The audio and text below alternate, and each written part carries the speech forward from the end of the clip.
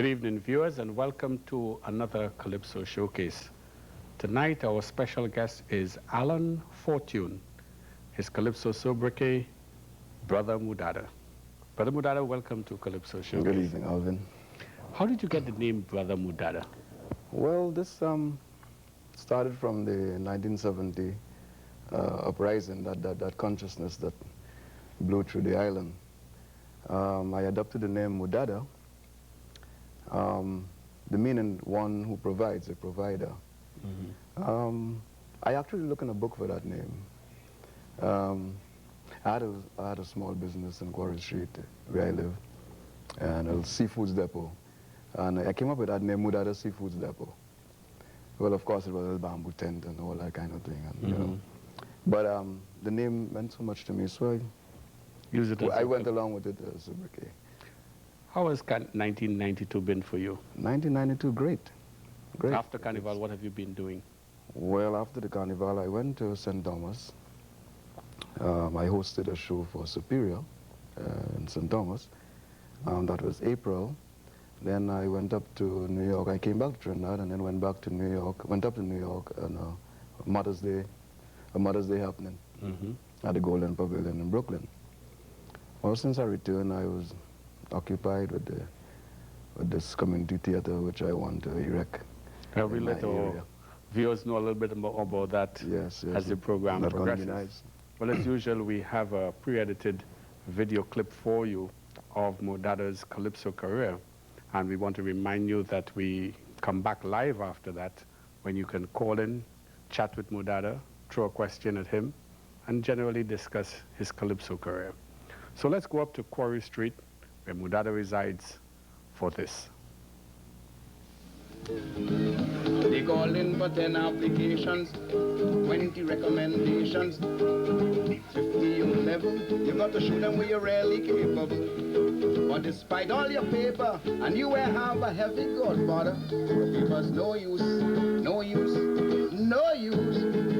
They say we don't have unity, but to that I disagree. Plenty people in the country join themselves in one big family. You look around for employment, private sector or government. You know in distress, let me give you a tip on the whole process. What they want is the 10 applications, 20 recommendations, 50 O level. You got to show them where you're really capable. But despite all the paper, and you will have a heavy godfather, your paper's no use, no use, no use. If you think the system like before, you qualify so you're getting a work for sure. All you want is a solid interview, and all the rest depends on you. So you've gone to rap to the boss man. You now put yourself in confusion. You have a damn long wait, 400 appointments you have to make. On top of that, you want the 10 applications, 20 recommendations, 50 level. With all of that, you know we damn well capable. Like it's a fashion with the woman, she got to have a date with the boss man, because she papers no use, no use, no use. Yeah, Brother Mudada.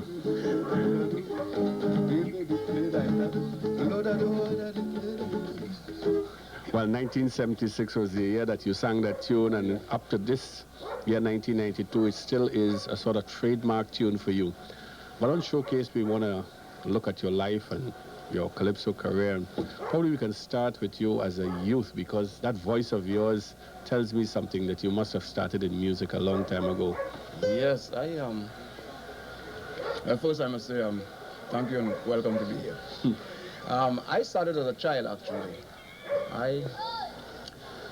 My first, the people I admire most when I was a child was of course, Sparrow, and on the international scene, Brooke Benton and Nat King Cole.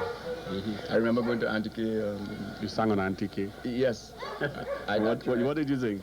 Well, Antique, that audition, I sang Back in My Arms by Nat King Cole.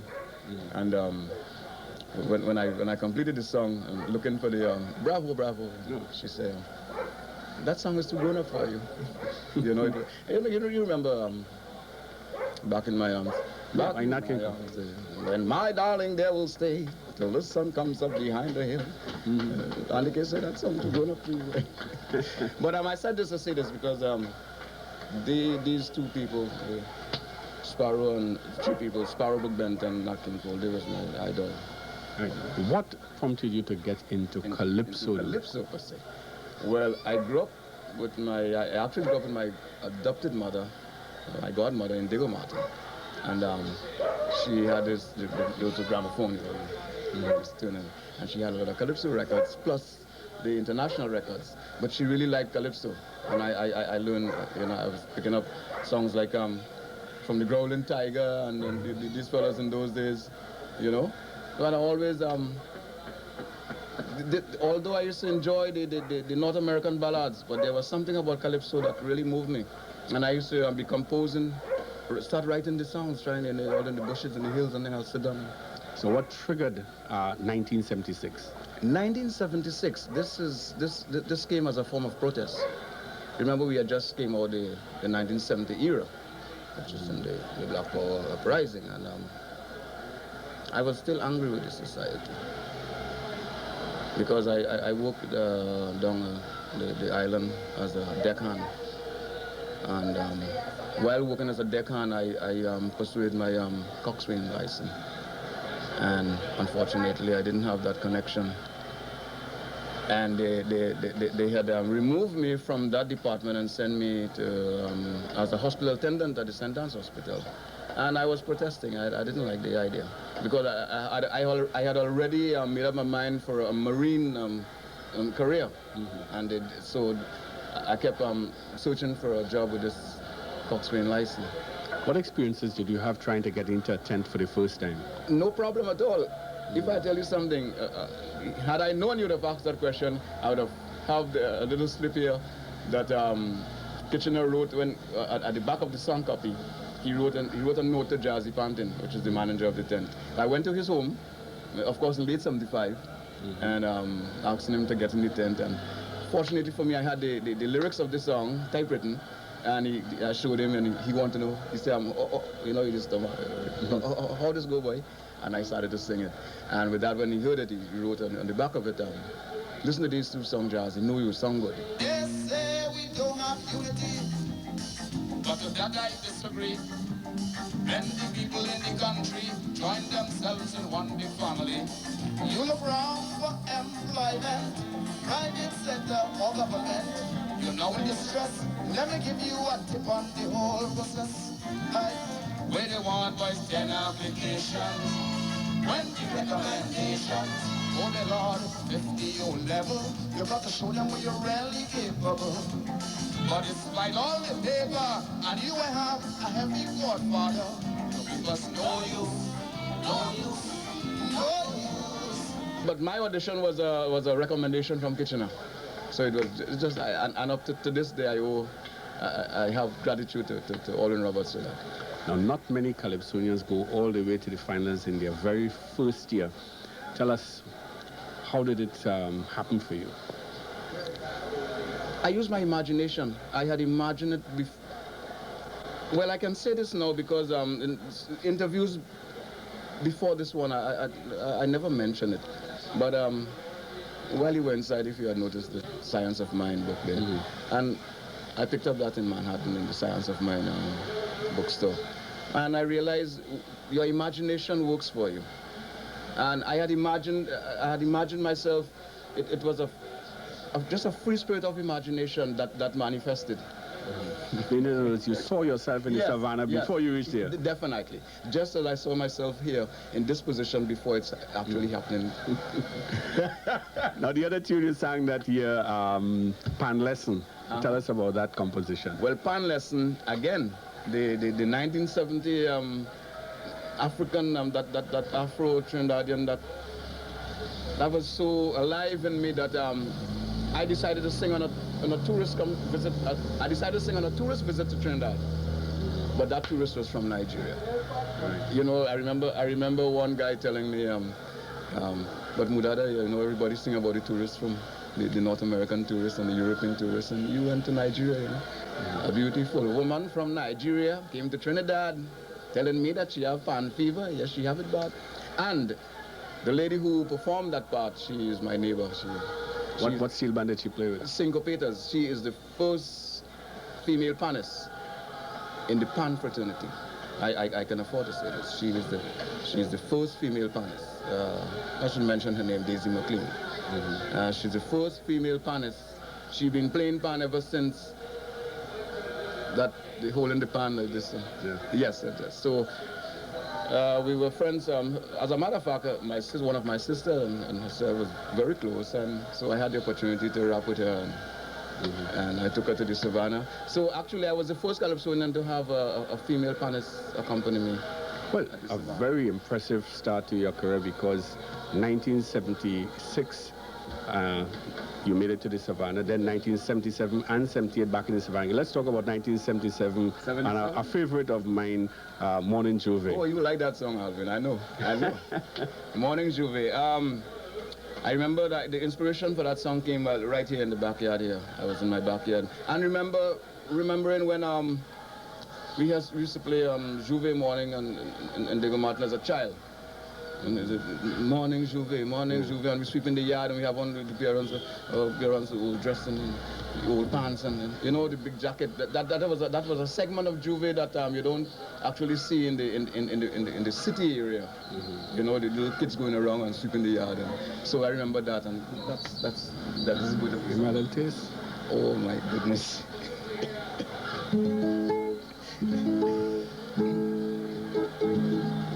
When you see me coming down in my room, morning Juve. I'm knocking on my drum and I chanting my tune, morning Juve. You can play where you want to play. You can say what you want to say. Me head bad and I go in my way, darling. All day I'm playing Juve. All day I'm playing Juve. And then you would go into mask, costume, rising, etc. Yes. What was the other tune that took you to the Savannah in that year? Oh, what was the other song? Oh, that year I made a hell of an error. I was performing this song, Morning Juve, and Hazy Crawford. Yes, Hazy Crawford, you are we idol. Oh Lord, you really showed them your potential. Right. And you changed that. I changed because not thinking that my show had a Crawford. That is when you don't have communication. Gold. His one was called Gold. Entitled Gold. Right. And that is when you don't have communication. We had no form of communication. I think that Cecil was going to sing his. He think I was going to sing mine, and nobody sang on Crawford that year.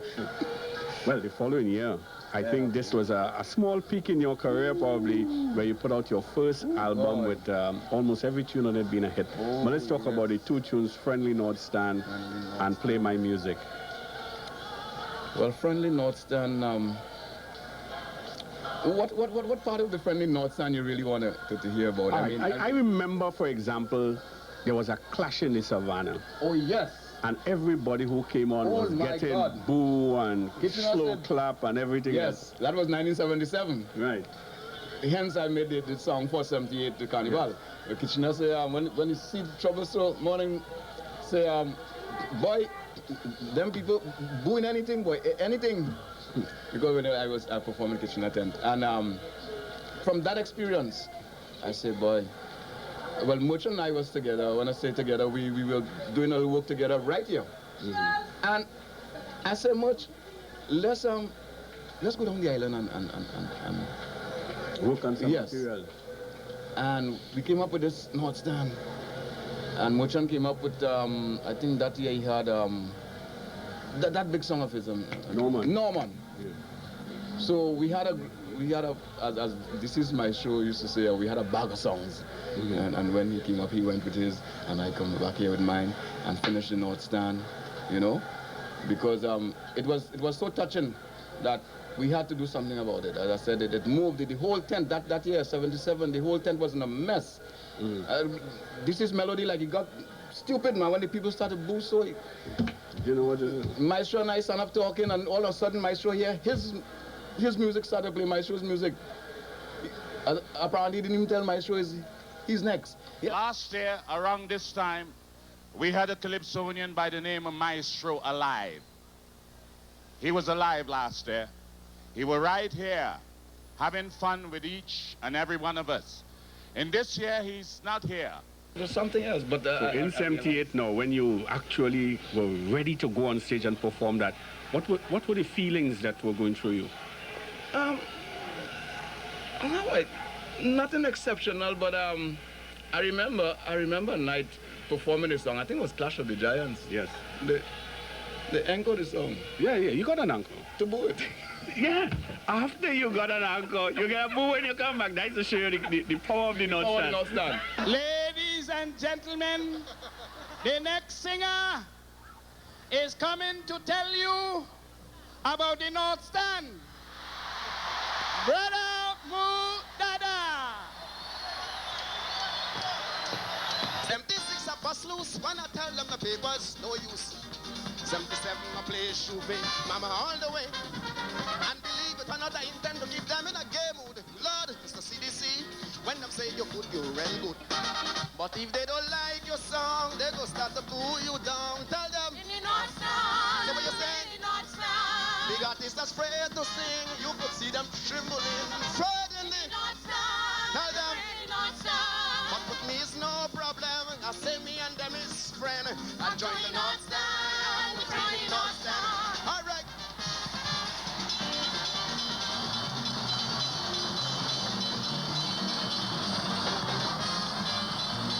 Hello.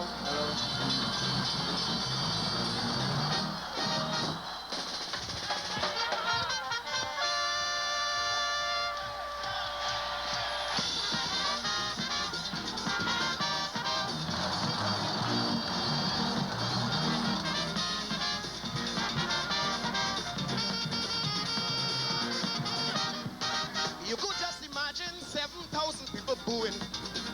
And if they think the booze not enough, they go pelt you off. When they smoke the ganja and they drink the liquor, oh my God, oh. Look, you want to know if those people get in on so. You see if they don't like your song, they go start to boo you down. Tell them. In the North Stand. So what you say? In the North Stand. Big man is afraid to sing, you can see them trembling. Afraid in the North Stand. Tell them. In the North Stand. But with me is no problem, I know how to care after them. I join the North Stand, the very North Stand. All right, go man.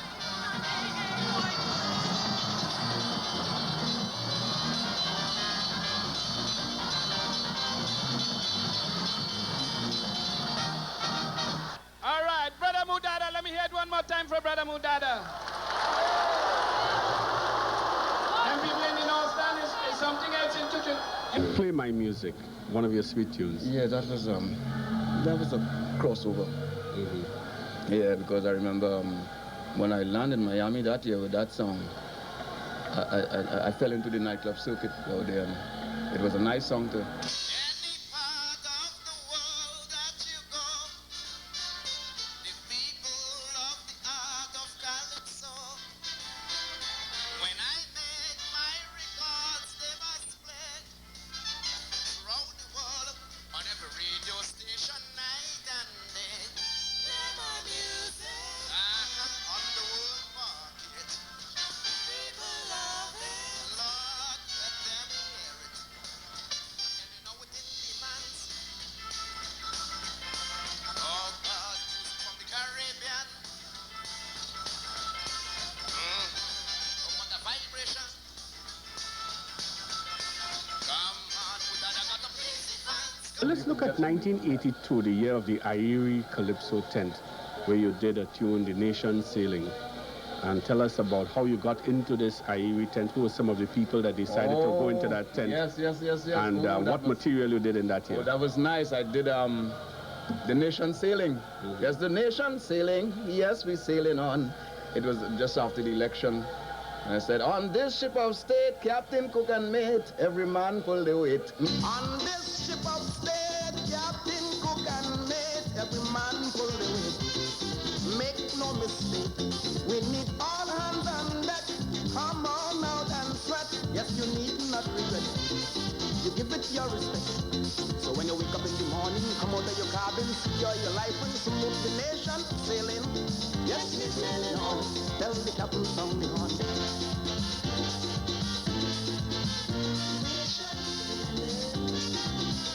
And the flip side of that record, I recorded that year.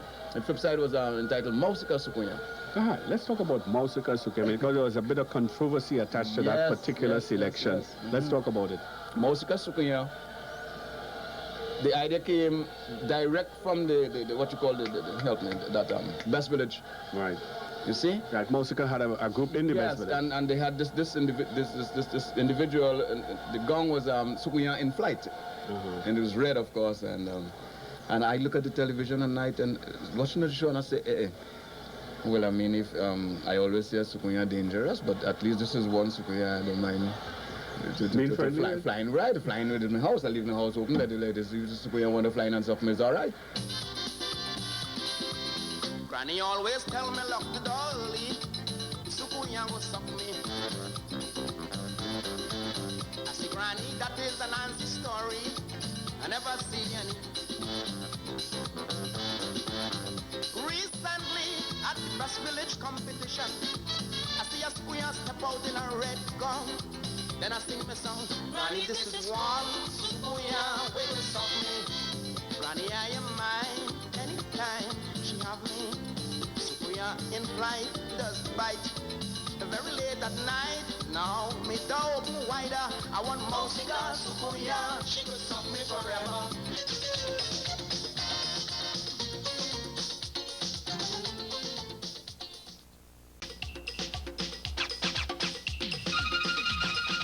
All right, let's go on to 1983, because I saw your career take a resurgence in 1983 when you came up with Sing for the Lord and an Old African Tradition. And that's something.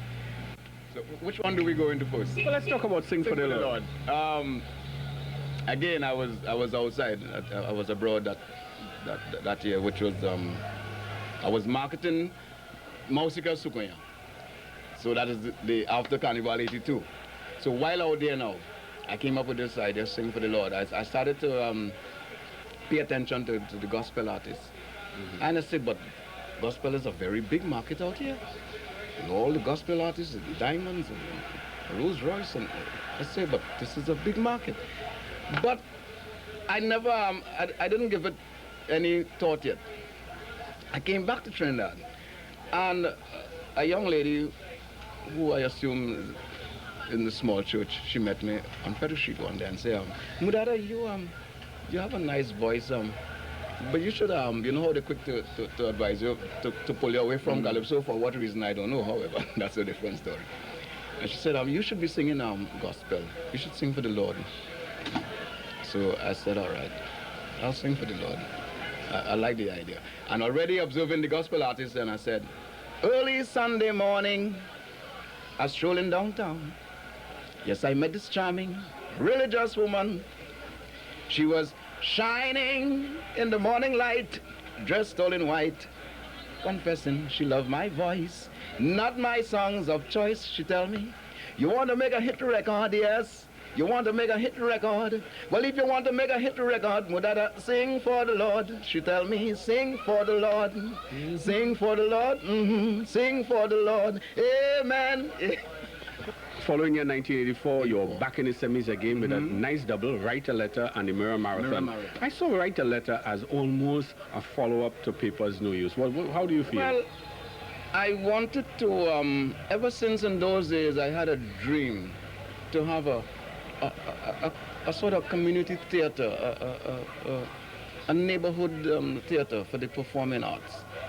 And I was, I approached the then government, the relevant people in authority. Right, for a spot somewhere that I could erect this theater. And oh boy, that is where it started. Right, write this one, write that one, submit the letter by here. Pick up a new thing in this country, they call it a writing policy. They have a new thing in this country, and let me tell you about the writing policy. No longer you sitting down and have a man-to-man discussion. Don't care how real urgent the issue. Here with them people telling you, yes, sir, you have to write the minister. Oh, you're writing. Hang on, and then write the senator. Oh, nothing happening. Oh, yeah, he's a write the secretary. Oh, you're writing. And then they tell you to write the ministry. Oh, nothing happening. Aye, then they write you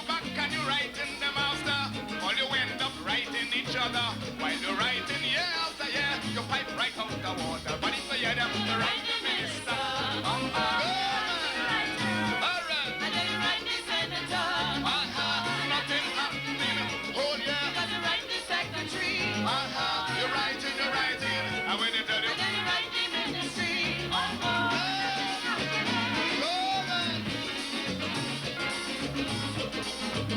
And the other tune, the Mirror Marathon, which was... Well, of course, that was in the... Yes, that was started. Don't ask me about the Mirror Marathon. I have never seen the fight. I almost completely forget that song.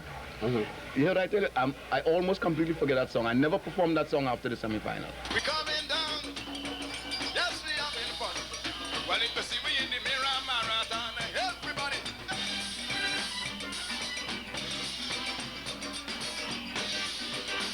We coming in the other town. Hey, we coming down. Oh, Lord, we coming down. Hey, yes, we having fun. Well, if you see we in the Mirror Marathon, if you want healthy fun, get ready for the Mirror Marathon. If you want so much fun, get ready for the Mirror Marathon. You got to have plenty energy, stamina, very good vitality. They're running from Cuba down in down, from in the morning when they're jamming in the junction. And if they hear them, we'll be coming down. Oh, Lord, we coming down. Yes, we coming down. We coming in the other town. Hey, we coming down. Oh, Lord, we coming down. Yes, we having fun. Well, if you see me in the Mirror Marathon, everybody coming down. Oh, Lord, we coming down. We coming down. We coming in the other town. Sing on. We coming down. Oh, Lord, we coming down. Yes, we having fun. Well, if you see me in the Mirror Marathon. 1985, a little tune, My People in Bad, but 86, a cute little one, Parliament Jam. Tell me about that tune. Parliament Jam, I was looking for a topic like hell. Time coming up and I can't highlight the... No, I mean, when the time coming, you get in topics, but not the ideals. So I went to Parliament and said, let me see if I get something upstairs. And I came up with Parliament Jam, and that was the first year of Culture House. And I said, big session in Parliament. The opposition and the government move in motion. Serious motion. The speaker came out and he said a prayer. Members started to address the chair quite orderly, very parliamentary. All on a sudden, like the table turn, you want to know where all the order gone. Believe it, people look a shock for so. Me and know you, so the thing does go. When I thought I would hear some big time plan in benefit of the nation, is one loud confusion. You will imagine it's straight dogs in action. Row, row, row. Yes, if you hear them with a roof, roof, roof. You're barking, ow, ow, ow. You're jamming, oh, oh, oh. I'm feeling sorry for the speaker. He tired not the little hammer. He couldn't hear not one of the member. It's like straight dogs take over. Row, row, row. Yes, if you hear them with a roof, roof, roof. You're barking, ow, ow, ow. As if you're jamming. Yeah, nice little ditty. And the following year, though, I think one of the high points in your career, the Mecca of the steel band. That Mecca. Lord, I paid a price. I think up to now, I'm still paying a price for that song. Lord, Lord, Lord. I'm not exaggerating, you know. But ever since that song, I can't get a job out in the island. They hold that song against me.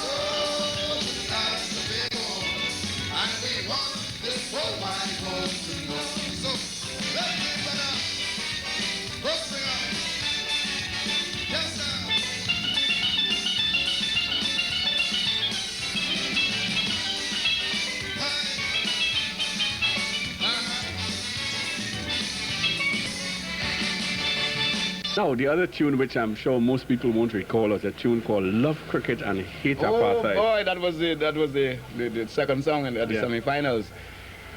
You know, that was one of my greatest disappointments in Calypso, when I didn't make that final that year. With that double? Yes.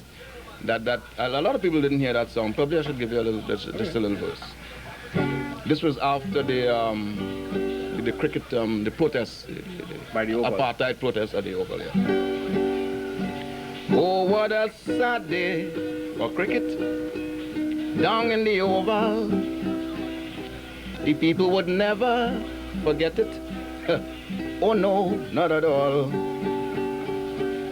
If you were there, my brother, you would bow your head in shame. One big disaster at the opening of the game, where the people singing, we love cricket, wicked for wicked.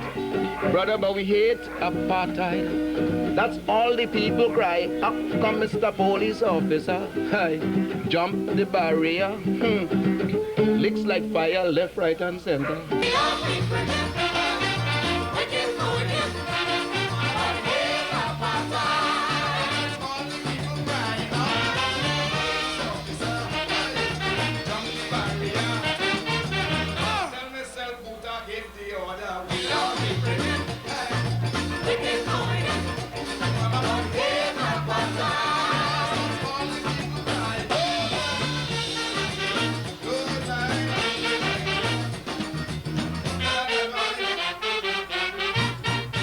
Brings back memories. Yeah, yeah. And the following year, to follow up the Mecca with Tourist Jump, I thought that was very witty indeed. Oh, Jump for the Tourists. Yeah. I came up to that. Oh, that year there was a lot of seminars, and oh boy, all the emphasis was on this tourist. So I said, look how long I'm singing, playing pan and jamming. They never see it fit, no, to promote the music. Hey, they run all them out, east, west, north, and south. Yes, it's only oil they was talking about. Hey, now the economy gone down very low. Lord, yes, now we got a push pan and calypso. But all on the radio and TV, newspapers, commentary. Hey, all on a sudden the country gone tourism. It's now they want me jump for the tourists. They want me bump for the tourists. Every minute do this for the tourists. Hurry, hurry, do that for the tourists. But first we must learn to promote beyond, then indigenously. Hey, all the way go build the whole country for the tourists. Do this for the tourists. Come do that for the tourists. Hey, come to the country, the natives are friendly. Hey, Lord, go man. Hey, yes sir. Hey, go man. You know, what was amazing was that you had a second tune called Soca Symphony, which was played down because of the success of Tourist Jump. But later that year, there was a Uncrowned Kings competition where People's King, if you recorded that, and you were one of the 4 people who were given the keys to the city. Yeah, and I think Soca Symphony came into its own then. Tell us about Soca Symphony. Soca Symphony. I started that song here to make it a political song. When I went to New York, my arranger, Eddie Qualis, who arranged for All Stars last year, he said, Mudada, man, you have a nice melody, man. Take out this political thing. These political lyrics, and because I had something and instead of, I know the rhythm going to take you out. I hear the people say they rarely did something like that, you know. Yeah. I hear the people say they rarely did like that. I hear the people say that they love you and they rarely did something for you or something like that. But just how they vote you in, they're gonna vote you out. That was the original. That was the original lyrics. And I took the advice and I came up with Soca Symphony. There's no if and but we still have a lot to offer. As a people, we are one symphonic orchestra. Everybody got to play their part and you listen. And when we echo in the land, the world have to listen. Well, let me tell you, people sing this melody, sing it for peace and harmony. In the midst of all adversity, let your music therapy come do it with me. Do it naturally. I know the rhythm will take you out of this world. Sing rhythm gonna touch you deep in your soul. I know the rhythm got the vibration to shake up the whole nation. Sing it out merrily, soca symphony, symphony, aye. I know the rhythm gonna take you out of the soul, aye. I know the rhythm gonna touch you deep in your soul. I know the rhythm got the vibration to shake up the whole nation. You can sing it out merrily, soca symphony, symphony. Yeah, well, in that competition, each calypsonian is required to sing 4 tunes. And Yes. you sang Soca Symphony, you sang the Mecca, Yeah. and you sang, obviously, your Papers No Use. Papers No Use. But there was a 4 tune that you sang which people didn't know where it had come from. In fact, it was a rehash of your 1981 tune, This Is Trinidad. And I think that was one of your surprise elements. Yes. You might have heard that. I did This Is Trinidad. Yes. Yes. Oh, This Is Trinidad. I did that song. What year I did that song? 1981. Yes. Just observing the society and traveling and comparing the society and seeing the difference. The comic aspects of Trinidad. Yes, but yet, as I said in the song, it's a land. We don't care if it's wrong or right. Yes, we could tell you where the neighbors sleep last night. This is Trinidad. Right. Yes, the hard is hard. Just over 1 million, that's the population on this blessed little island down the Caribbean. Yes, the country wealthy, with natural energy. And when you talk about freedom, you can call this land.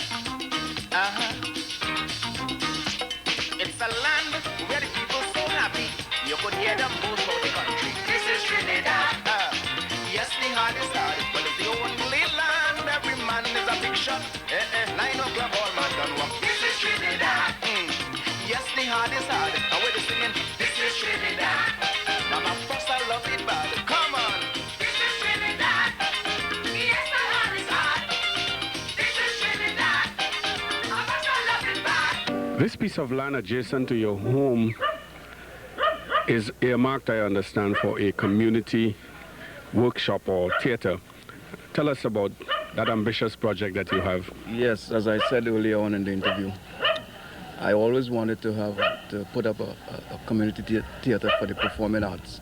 And I think this is the ideal spot for, as we call it, a neighborhood theater where we can nurture and develop and nurture young talent, both athletic and the performing arts, you see. So I'm in the process of approaching the certain government authorities and the private sector if they can assist in this worthwhile project. Now, I noticed too that in the last couple of years you've been off the scene because you've been out studying. And tell us, what have you been studying? Well, I admire, first and foremost, I admire Superior's idea. As we all know, when I say we all, the nation know that Superior always had that idea of a radio station for the indigenous art form. And as I said, I like the idea, and I thought it best, Superior and I being friends and colleagues, and I thought it best to attend a broadcasting school and gather some knowledge, gather some broadcasting knowledge. And I went to the school in Queens, Queen Broadcasting Center. The tutor there, the principal is Johnny Allen. He's on KISS FM. He's also Holly Thomas teacher too. Holly Thomas and Rennie Bishop passed through that school too. And I went to school there, but the experience came the first day at the school. The speech therapist was lecturing to the class, and I was reading I read a Dunkin' Donuts, if you know that product, the Dunkin' Donuts commercial. And as I mentioned, donuts. She said, no. In other words, don't bring that West Indian or Caribbean accent too heavy on the O. She said Caribbean people make their O too heavy. So if we should put a little A inside the O and make it ow. So she had the whole class saying Dunkin' Donuts, you see. And I thought it was funny, and and there's where the song born. Radio Talk. Radio Talk. This is Radio Calypso. I'm your host, Brother Mudada. I'll be with you for the next hour. We have a bad program coming at you. Music, news, sports, weather, traffic. best giveaways and prizes. We have it all right here on Radio Calypso 94.1 FM.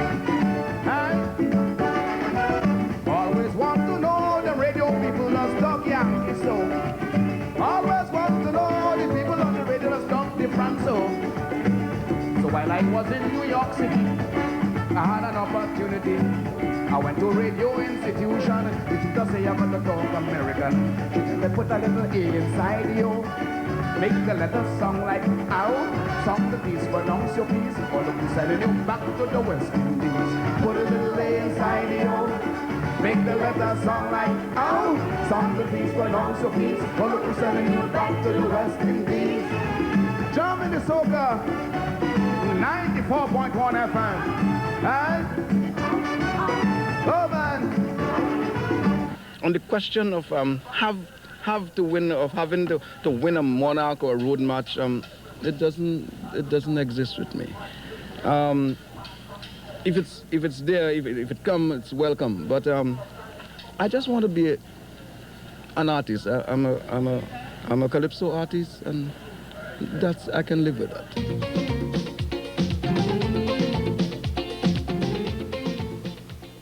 Mudada, the trophy towards the end of the video clip. Tell us a little bit about that trophy. Well, that trophy, I received that trophy in 1989 as People's Kings.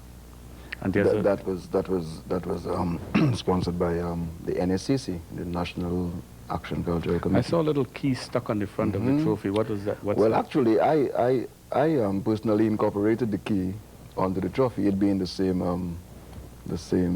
So you got the keys for the city? The keys of the city, yeah. We together with Nelson, Brigo, Funny, you know. Four of us, we got the key of the city that morning. You said no idle boast, no sir. When you boast, I'm talking about steel band and the Trinidad, yeah. We give the world the pan. Good Lord, is we teach them to jam. Today every island wants to play the steel band. But if they know it's blood, sweat and tears to bring the steel band through all these years. So what the devil mean that the pan is theirs? I said the little things we learn from we is very insufficient to all the degree we are. It's a brave university. Hey, of course we are the mega steel band. Which part of Trinidad the native land? Aye, aye, aye. Oi, oi, oi, oi. Lord, mega Calypso, Trinidad and Tobago. Yes, we want